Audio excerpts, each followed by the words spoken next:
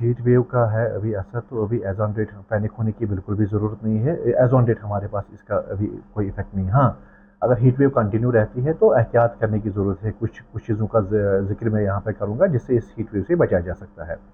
पहली बात यह है कि जो हम दिन में स्प्रे को अवॉइड करना है, क्योंकि अगर आप दिन में स्प्रे कर रहे हो, हॉट टेम्परेचर में स्प्रे कर रहे हो, इससे डिजीज़ और आ सकती हैं कि न कि कम हो जाएंगी। सेकेंड, जो स्प्रे करनी है वो मॉर्निंग टाइम है, प्रेफरेबली मॉर्निंग टाइम में आप कर लीजिए। अगर आपके पास टाइम नहीं मिलता है मॉर्निंग टाइम में, आप इवनिंग कूल आवर्स में करने की ज़रूरत है। हॉट जो हमारा डे टेम्परेचर उसमें स्प्रे नहीं करनी है। और चूँकि जो ये ड्राई उस पर रहता है उसमें जो भी फंगल डिजीज़ होती हैं उनका ज़्यादा रोल नहीं रहता है, यानी फंगल डिजीज़ के लिए हमें घबराने की ज़रूरत नहीं है, वो ज़्यादा नहीं आ जाएंगी।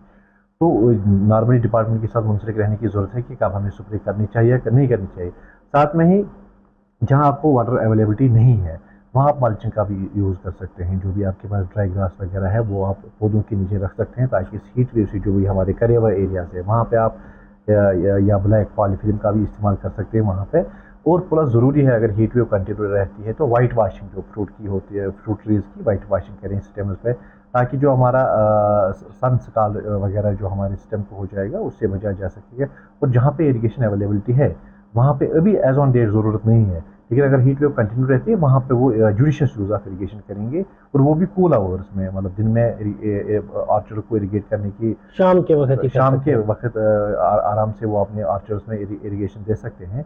लेकिन एज ऑन डेट पैनिक होने की ज़रूरत नहीं, इस वक्त इरिगेशन की कोई ज़रूरत नहीं है हमारे ऑर्चर्ड्स में, क्योंकि जहाँ हमें इरिगेशन सबसे ज़्यादा ज़रूरत चाहिए वो हाई डेंसिटी प्लांटेशन है।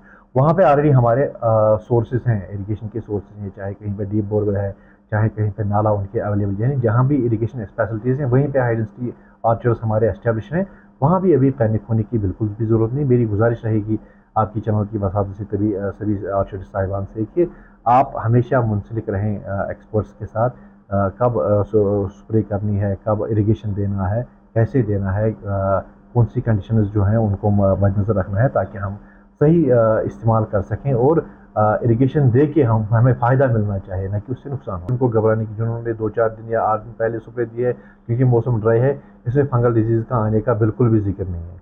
तो फंगल डिजीज़ इसमें नहीं आती हैं जब भी हमारा टेम्परेचर हाई रहता है। हाँ, जब रेनफॉल हो जाएगा, रेनफॉल से पहले आप ज़रूरी स्प्रे दे दीजिए, क्योंकि अगर कहीं पे स्पोर हो जाएगा उसको डीएक्टिवेट करेंगे। यहाँ पे मेरी एक और गुजारिश रहेगी, क्योंकि जो टेम्परेचर जो ही हमारा बढ़ जाता है तो इंसेक्ट बीमारियाँ जो हैं, इंसेक्ट्स हमारे ज़्यादा आ जाते हैं इसमें, तो उसमें भी घबराने की ज़रूरत नहीं। वहाँ भी जो दवाई का इंतखाब आप करेंगे वो भी इन कंसल्टेशन विद एक्सपर्ट्स हो जाए। और इस हीट वेव में जो ज़रूरी है वो है एहतियात, यानी आप जब भी दवाई करेंगे आपको मास्क लगाना बहुत ज़रूरी है, और जब आप दवाई ख़त्म करेंगे उसके बाद आपको हाथ वगैरह ये धोने की बहुत ज़रूरत, क्योंकि जो ही टेम्परेचर बढ़ जाता है, जो पर्टिकुलरली इंसेक्टिसाइड्स जो होते हैं इनका मतलब ज़्यादा इफ़ेक्ट होता है हमारे ऊपर। तो हमें ज़रूरत चाहिए कि जो प्रोटेक्टिव किट है उसको वियर करें हम, और ताकि हम जो भी चीज़ छिड़कें, जहाँ भी हमें मजबूरी आती है वहाँ पे हम जो भी दवाई करें तो वो सही तरीके से हो जाए, ताकि पौधों का भी जो हमारा ख्याल रहे और हमारे अपने सेहत का भी ख्याल।